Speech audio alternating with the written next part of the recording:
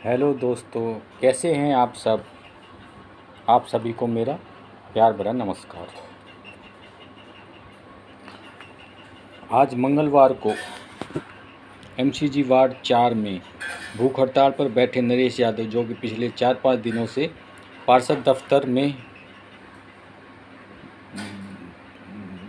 दफ्तर में बाहर अनशन पर बैठे थे, को मंगलवार को एमसीजी डीआरओ, जिनके पास जॉइंट कमिश्नर 2 का भी चार्ज है, ने आश्वासन के बाद अनशन तुड़वाया, जूस पिलाकर अनशन तुड़वाया। श्री यादव ने एक्शन मनोज व एसडीओ को भी मौके पर बुलाकर जेसीबी मंगाई और जो पानी की लाइन की समस्या थी उसको शुरू कराया।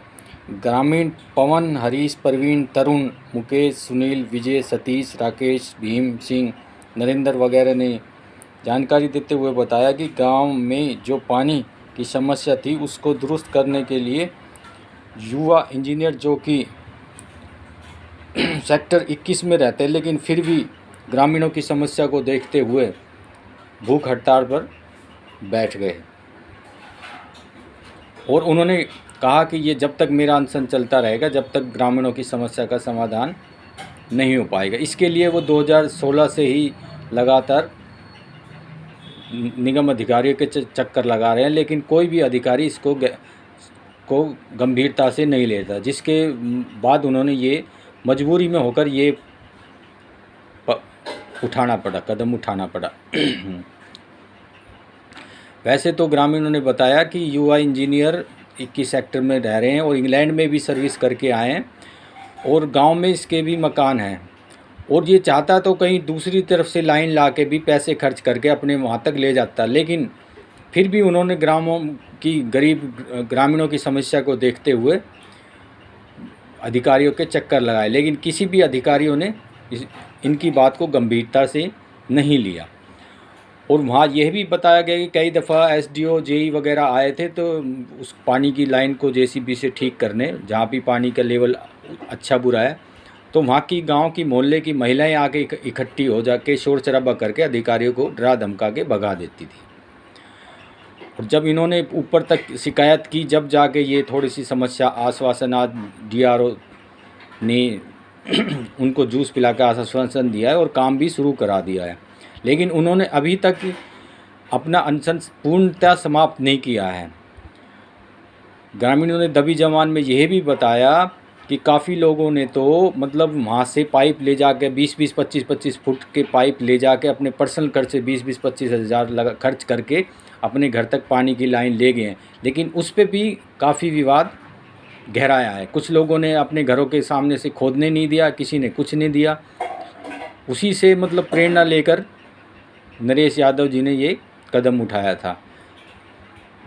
हालांकि ग्रामीणों ने बताया कि आज वो सुबह मुख्यमंत्री के पूर्व ओएसडी जवाहर यादव के घर पालम विहार भी उनसे मिलने गए थे और उन्होंने भी आश्वासन दिया था कि उनकी समस्या का जल्द से जल्द समाधान हो जाएगा। और ग्रामीणों ने ये भी बताया कि इस तरह के गांवों का पानी सेक्टरों में जा रहा है, सेक्टरों का पानी गांवों में जा रहा है।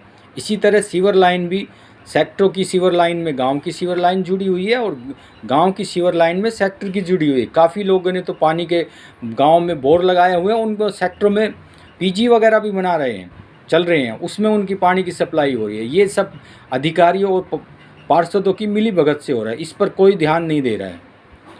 वहीं ग्रामीणों प्रत्यक्षदर्शियों ने भी बताया कि चलो अच्छा हुआ कि ये इस तरह की समस्या है, चाहते तो नरेश यादव जी अपने खर्चे से पानी की लाइन करा देते हैं, लेकिन फिर भी उन्होंने ग्रामीणों की समस्या को देखते हुए ये बड़ा कदम उठाया।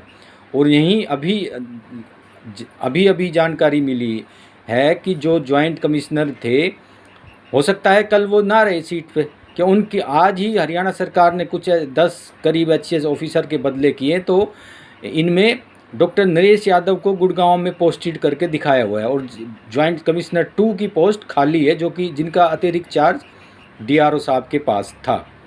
तो हो सके बुधवार को नए डॉक्टर नरेश यादव जी बताए गए हैं कि वो चार्ज संभाल ले, तो वो भी गांव का विजिट कर सकते हैं।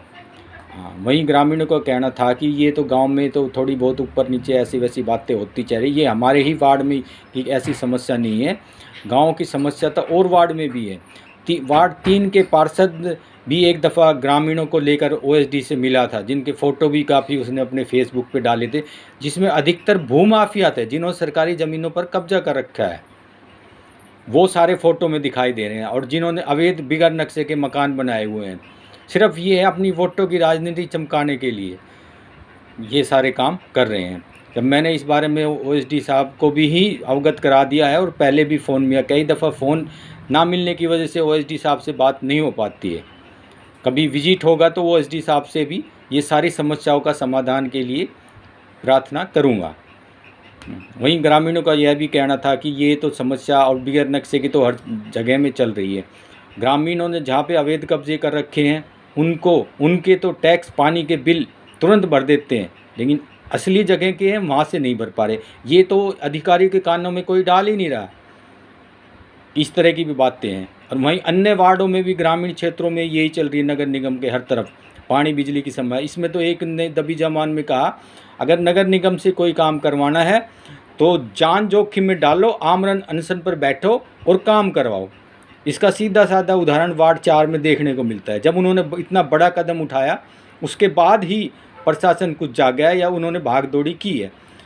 सिर्फ अपनी तरफ नहीं देखते, वो प्रशासन को ही लापरवाह बताते हैं, जबकि प्रशासन भी काफ़ी हद तक इतना पैसा खर्च कर रहे हैं, और फिर भी उनको मतलब वो लोग बाग भ्रष्ट और ये वो पता नहीं क्या क्या कह रहे हैं। कुछ ग्रामीणों ने ये भी कहा कि जो आमरण अनशन पर बैठे हैं उनके तो 24 घंटे में भी आरटीआई का प्रोविज़न है, लेकिन कोई ग्रामीण साइन करने के लिए तैयार नहीं है कि लगा के प्रशासन से पूछे, पुलिस विभाग से पूछे क्या करे कि इस पर क्या जवाब ले, लेकिन कोई नहीं करने के लिए आगे नहीं आता। सब अपनी वोटों की राजनीति चमका रहे हैं। चलो देखते हैं कि जब डीआरओ साहब गांव में आए तो उन्होंने ग्रामीणों से क्या क्या बात की, तो उसके बारे में आपको कुछ फ़ोटो भी दिखाते हैं। और अनशन में जो उनको नरेश यादव को जूस पिलाया वो भी देखते हैं। डीआरओ साहब अपने हाथ से जूस पिला रहे हैं।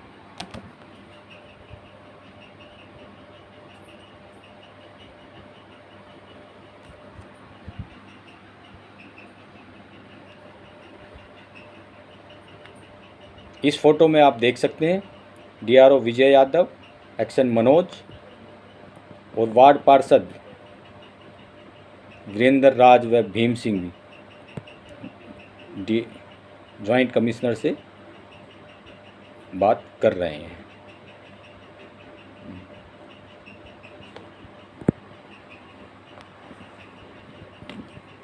अब आगे देखना है कि ये नरेश यादव जी का अथक प्रयास कुछ रंग लाता है या वैसे ही कुछ दिनों में सिमट कर रह जाता है। और इसी तरह की समस्या ये काफ़ी ग्रामीण ने बताया, इस तरह की तो नगर निगम में तकरीबन हर एक गांव में चल रहा है।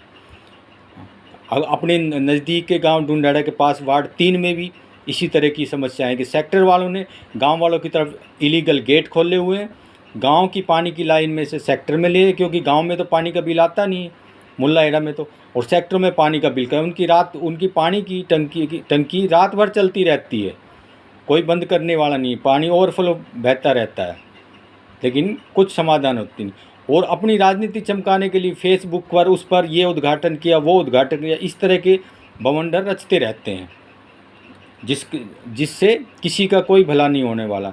एक वार्ड 3 के आम आदमी पार्टी के एक नेता ने बताया कि फेसबुक पर आज वोटिंग की गई थी, वायरल हुआ है, कुछ सच वायरल पे कुछ दिखाए गए हैं, कौन जीतेगा कौन हारेगा, सिर्फ अपनी झूठी पब्लिसिटी करने के लिए। वहीं उन्होंने बताया सोना में जिस तरह बीजेपी के चेयरमैन को मार्कशीट में कुछ घपले की वजह से कोर्ट में मामला चला गया, इसी प्रकार वार्ड 3 में भी जा सकता है।